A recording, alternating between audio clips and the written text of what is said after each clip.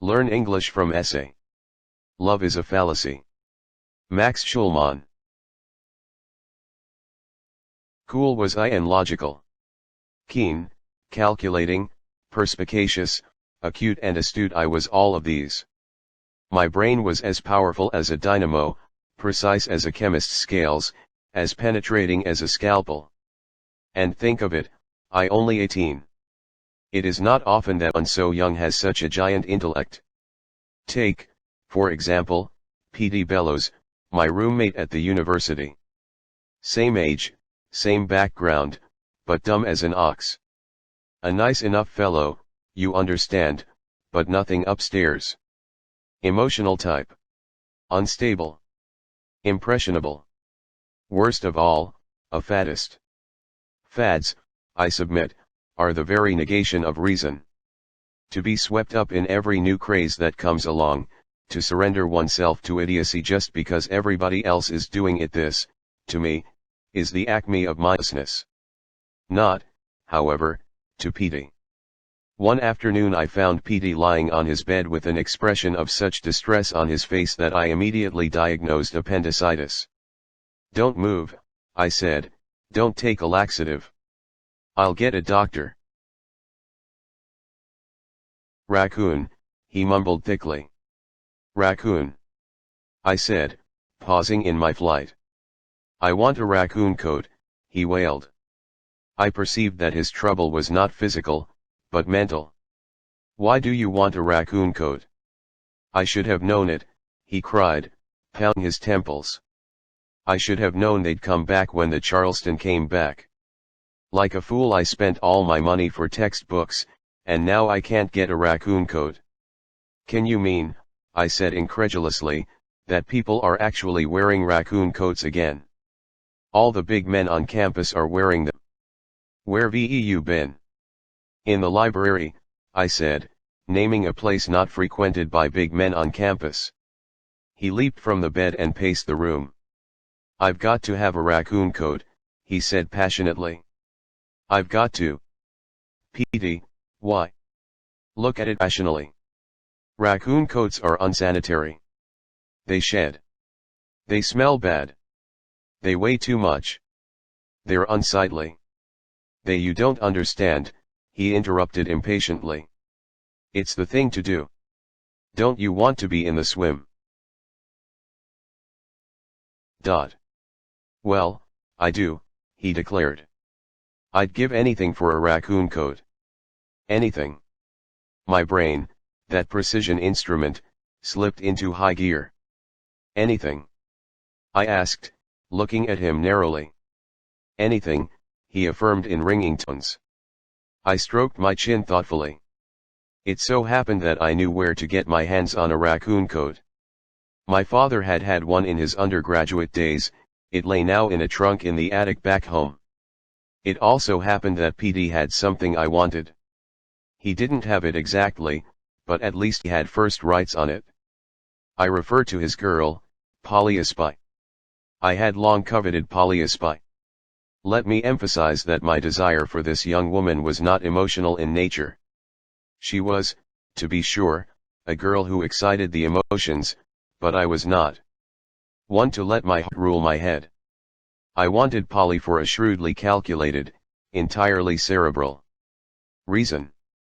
I was a freshman in law school. In a few years I would be out in practice. I was well aware of the importance of the right kind of wife in furthering a lawyer's career. The successful lawyers I had observed were, almost without exception, married to beautiful, gracious, intelligent women. With one omission, Polly fitted these specifications perfectly. Beautiful she was. She was not yet of pin-up proportions, but I felt that time would supply the lack. She already had the makings. Gracious she was. By gracious I mean full of graces. She had an erectness of carriage, an ease of bearing, a poise that clearly indicated the bent of breeding. At table her manners were exquisite. I had seen her at the cozy campus corner eating the specialty of the house, a sandwich that contained scraps of pot roast, gravy, chopped nuts, and a dipper of sauerkraut without even getting her fingers moist. Intelligent she was not. In fact, she veered in the opposite direction. But I believed that under my guidance she would smarten up. At any rate, it was worth a try. It is, after all, easier to make a beautiful dumb girl smart than to make an ugly smart girl beautiful. Petey, I said, are you in love with Polly Spy? I think she's a keen kid, he replied, but I don't know if you'd call it love. Why? Do you, I asked, have any kind of formal arrangement with her? I mean, are you going steady or anything like that? No. We see each other quite a bit, but we both have other dates. Why? Is there, I asked, any other man for whom she has a particular fondness? Not that I know of. Why? I nodded with satisfaction. In other words, if you were out of the picture, the field would be open. Is that right? I guess so. What are you getting at? Nothing, nothing, I said innocently, and took my suitcase out the closet. 1925. Where are you going? Asked Petey. Home for weekend. I threw a few things into the bag. Listen, he said, clutching my arm eagerly, while you're home, you couldn't get some money from your old man, could you, and lend it to me so I can buy a raccoon coat? I may do better than that, I said with a mysterious wink and closed my bag and left. Look, I said to Petey when I got back Monday morning. I threw open the suitcase and revealed the huge, hairy, gamey object that my father had worn in his Stutz Bearcat in 1925. Holy Toledo, said Petey reverently. He plunged his hands into the raccoon coat and then his face. Holy Toledo, he repeated 15 or 20 times. Would you like it? I asked. Oh yes, he cried, clutching the greasy pelt to him. Then a canny look came into his eyes. What do you want for it? Your girl. I said, mincing no words. Polly, he said in a horrified whisper. You want Polly? That's right. He flung the coat from him. Never, he said stoutly. I shrugged. Okay. If you don't want to be in the swim, I guess it's your business. I sat down in a chair and pretended to read a book, but out of the corner of my eye I kept watching Petey. He was a torn man. First he looked at the coat with the expression of a waif at a bakery window. Then he turned away and set his jaw resolutely. Then he looked back at the coat, with even more longing in his face. Then turned away, but with not so much resolution this time. Back and forth his head swiveled, desire waxing, resolution waning. Finally he didn't turn away at all, he just stood and stared with mad lust at the coat. It isn't as though I was in love with Polly, he said thickly. Going steady or anything like that. That's right, I murmured. What's Polly to me, or me to Polly? Not a thing, said I, it's just been a casual kick, just a few laughs, that's all. Try on the coat, said I. He complied. The coat bunched high over his ears and dropped all the way down to his shoe tops. He looked like a mound of dead raccoons. Fits fine, he said happily. I rose from my chair. Is it a deal? I asked, extending my hand. He swallowed. It's a deal, he said and shook my hand. I had my first date with Polly the following evening. This was in the nature of a survey. I wanted to find out just how much work I had to do to get her mind up to the standard I required. I took her first to dinner. Gee, that was a delish dinner, she said as we left the restaurant. Then I took her to movie. Gee, that was a marvy movie, she said as we left the theater. And then I took her home. Gee, I had a sensational time, she said as she bade me good night. I went back to my room with a heavy heart. I had gravely underestimated the size of my task. This girl's lack of information was terrifying. Nor would it be enough merely to supply her with information. First she had to be taught to think. This loomed as a project of no small dimensions, and at first I was tempted to give her back to Petey. But then I got to thinking about her abundant physical charms and about the way she entered a room and the way she handled a knife and fork, and I decided to make an effort. I went about it, as in all things, systematically. I gave her a course in logic. It happened that I, as a law student, was taking a course in logic myself, so I had all the facts at my fingertips. "Pole," I said to her when I picked her up on our next date, "tonight we are going over to the knoll and talk." "Oh, Tariff," she replied. "One thing I will say for this girl, you would go far to find another so agreeable." We went to the knoll, the campus trysting place, and we sat down under an old oak, and she looked at me expectantly. "What are we going to talk about?" she asked. "Logic." She thought this over for a minute and decided she liked it. "Magnif," she said. "Logic," I said, clearing my throat, "is the science of thinking. Before we can think correctly, we must first learn to recognize the common fallacies of logic. These we will take up tonight." "Wow," she cried, clapping her hands delightedly. I winced, but went bravely on. "First let us examine the fallacy called dicto simpliciter." "By all means," she urged, batting her lashes eagerly. Dicto simpliciter means an argument based on an unqualified generalization. For example, exercise is good. Therefore everybody should exercise. "I agree," said Polly earnestly. "I mean exercise is wonderful. I mean it builds the body and everything." "Polly," I said gently, "the argument is a fallacy. Exercise is good is an unqualified generalization. For instance, if you have heart disease, exercise is bad, not good. Many people are ordered by their doctors not to exercise. You must qualify the generalization. You must say exercise is usually good, or exercise is good for most people. Otherwise you have committed a dicto simpliciter. Do you see?" "No," she confessed. "But this is Marvy. Do more. Do more. It will be better if you stop tugging at my sleeve," I told her, and when she desisted, I continued. "Next we take up a fallacy called hasty generalization. Listen carefully, you can't speak French. Petey Bellows can't speak French. I must therefore conclude that nobody at the University of Minnesota can speak French." "Really?" said Polly, amazed. "Nobody." I hid my exasperation. "Polly, it's a fallacy. The generalization is reached too hastily. There are too few instances to support such a conclusion." "Know any more fallacies?" she asked breathlessly. "This is more fun than dancing even." I fought off a wave of despair.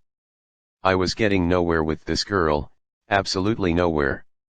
Still, I am nothing if not persistent. I continued. "Next comes post hoc. Listen to this, let's not take Bill on our picnic. Every time we take him out with us, it rains." "I know somebody just like that," she exclaimed. "A girl back home, Eula Becker, her name is. It never fails. Every single time we take her on a picnic." "Polly," I said sharply, "it's a fallacy. Eula Becker doesn't cause the rain. She has no connection with the rain. You are guilty of post hoc if you blame Eula Becker." "I'll never do it again," she promised contritely. "Are you mad at me?" I sighed. "No, Polly, I'm not mad." "Then tell me some more fallacies." "All right. Let's try contradictory premises." "Yes, let's," she chirped, blinking her eyes happily. I frowned, but plunged ahead. "Here's an example of contradictory premises. If God can do anything, can he make a stone so heavy that he won't be able to lift it?" "Of course," she replied promptly. But if he can do anything, he can lift the stone, I pointed out. Yeah, she said thoughtfully. Well, then I guess he can't make the stone. But he can do anything, I reminded her. She scratched her pretty, empty head. I'm all confused, she admitted. Of course you are. Because when the premises of an argument contradict each other, there can be no argument. If there is an irresistible force, there can be no immovable object. If there is an immovable object, there can be no irresistible force. Get it? X. Tell me more of this keen stuff, she said eagerly. I consulted my watch. I think we'd better call it a night. I'll take you home now, and you go over all the things you've learned. We'll have another session tomorrow night. I deposited her at the girls' dormitory, where she assured me that she had had a perfectly terrific evening, and I went glumly home to my room. Petey lay snoring in his bed, the raccoon coat huddled like a great hairy beast at his feet. For a moment I considered waking him and telling him that he could have his girl back. It seemed clear that my project was doomed to failure. The girl simply had a logic-proof head. But then I reconsidered. I had wasted one evening, I might as well waste another. Who knew? Maybe somewhere in the extinct crater of her mind a few members still smoldered. Maybe somehow I could fan them into flame. Admittedly it was not a prospect fraught with hope, but I decided to give it one more try. Seated under the oak the next evening I said, our first fallacy tonight is called ad misericordiam. She quivered with delight. Listen closely, I said. A man applies for a job. When the boss asks him what his qualifications are, he replies that he has a wife and 6 children at home. The wife is a helpless cripple, the children have nothing to eat, no clothes to wear, no shoes on their feet, there are no beds in the house, no coal in the cellar, and winter is coming. A tear rolled down each of Polly's pink cheeks. Oh, this is awful, awful, she sobbed. Yes, it's awful, I agreed, but it's no argument. The man never answered the boss's question about his qualifications. Instead he appealed to the boss's sympathy. He committed the fallacy of ad misericordiam. Do you understand? Have you got a handkerchief? She blubbered. I handed her a handkerchief and tried to keep from screaming while she wiped her eyes. Next, I said in a carefully controlled tone, we will discuss false analogy. Here is an example, students should be allowed to look at their textbooks during examinations. After all, surgeons have X-rays to guide them during an operation, lawyers have briefs to guide them during a trial, carpenters have blueprints to guide them when they are building a house. Why, then, shouldn't students be allowed to look at their textbooks during an examination? There now, she said enthusiastically, is the most marvy idea I've heard in years. Polly, I said testily, the argument is all wrong. Doctors, lawyers, and carpenters aren't taking a test to see how much they have learned, but students are. The situations are altogether different, and you can't make an analogy between them. I still think it's a good idea, said Polly. Nuts, I muttered. Doggedly I pressed on. Next we'll try hypothesis contrary to fact. Sounds yummy, was Polly's reaction. Listen, if Madame Curie had not happened to leave a photographic plate in a drawer with a chunk of pitchblende, the world today would not know about radium. True, said Polly, nodding her head. Did you see the movie? Oh, it just knocked me out. That Walter Pigeon is so dreamy. I mean he fractures me. If you can forget Mr. Pigeon for a moment, I said coldly, I would like to point out that statement is a fallacy. Maybe Madame Curie would have discovered radium at some later date. Maybe somebody else would have discovered it. Maybe any number of things would have happened. You can't start with a hypothesis that is not true and then draw any supportable conclusions from it. They ought to put Walter Pigeon in more pictures, said Polly, I hardly ever see him anymore. One more chance, I decided. But just one more. There is a limit to what flesh and blood can bear. The next fallacy is called poisoning the well. How cute, she gurgled. Two men are having a debate. The first one gets up and says, "My opponent is a notorious liar." You can't believe a word that he is going to say. Now, Polly, think. Think hard. What's wrong? I watched her closely as she knit her creamy brow in concentration. Suddenly a glimmer of intelligence, the first I had seen, came into her eyes. "It's not fair," she said with indignation. "It's not a bit fair. What chance has the second man got if the first man calls him a liar before he even begins talking?" "Right," I cried exultantly. 100% right. It's not fair.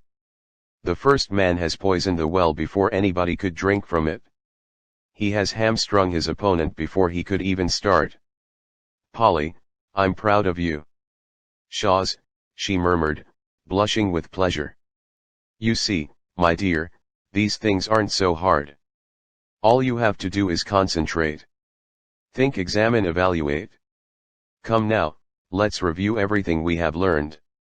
"Fire away," she said with an airy wave of her hand. Heartened by the knowledge that Polly was not altogether a cretin, I began a long, patient review of all I had told her. Over and over and over again I cited instances, pointed out flaws, kept hammering away without let up. It was like digging a tunnel. At first, everything was work, sweat, and darkness. I had no idea when I would reach the light, or even if I would. But I persisted. I pounded and clawed and scraped, and finally I was rewarded. I saw a chink of light. And then the chink got bigger and the sun came pouring in and all was bright. 5 grueling nights with this took, but it was worth it. I had beat a logician out of Polly, I had taught her to think. My job was done. She was worthy of me, at last. She was a fit wife for me, a proper hostess for my many mansions, a suitable mother for my well-heeled children. It must not be thought that I was without love for this girl. Quite the contrary. Just as Pygmalion loved the perfect woman he had fashioned, so I loved mine. I decided to acquaint her with my feelings at our very next meeting. The time had come to change our relationship from academic to romantic. "Polly," I said when next we sat beneath our oak, "tonight we will not discuss fallacies." "Ah, gee," she said, disappointed. "My dear," I said, favoring her with a smile, "we have now spent 5 evenings together. We have gotten along splendidly. It is clear that we are well matched." "Hasty generalization," said Polly brightly. "I beg your pardon," said I. "Hasty generalization," she repeated. "How can you say that we are well matched on the basis of only 5 dates?" I chuckled with amusement. The dear child had learned her lesson well. "My dear," I said, patting her hand in a tolerant manner, 5 dates is plenty.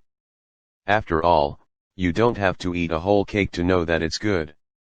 "False analogy," said Polly promptly. "I'm not a cake. I'm a girl." I chuckled with somewhat less amusement. The dear child had learned her lessons perhaps too well. I decided to change tactics. Obviously the best approach was a simple, strong, direct declaration of love. I paused for a moment while my massive brain chose the proper word. Then I began, "Polly, I love you. You are the whole world to me, the moon and the stars and the constellations of outer space.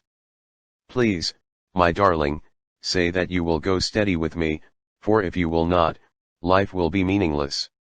I will languish. I will refuse my meals. I will wander the face of the earth, a shambling, hollow-eyed hulk."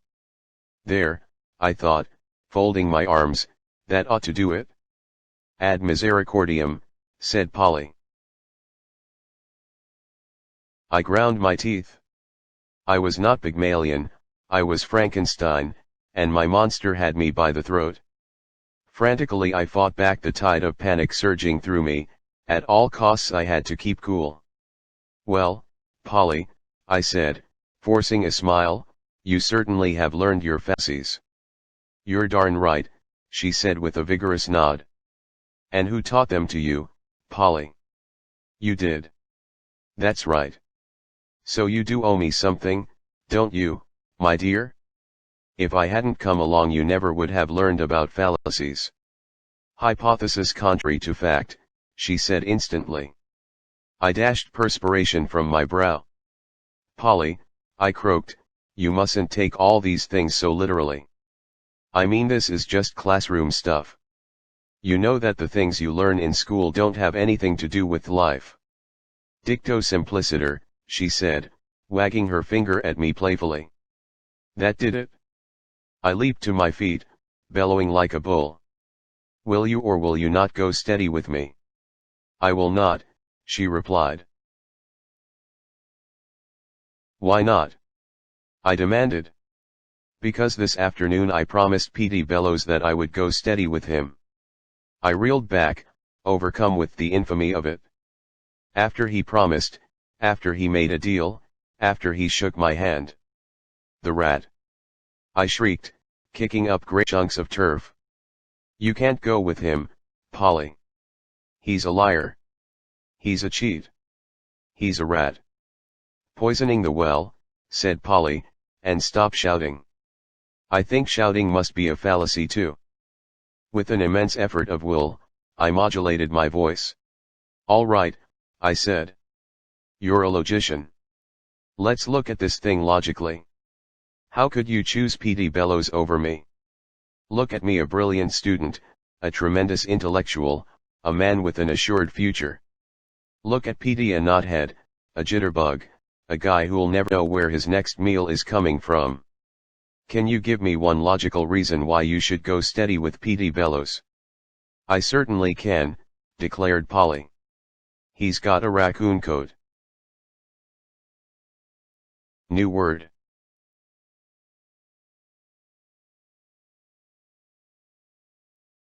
Feedback.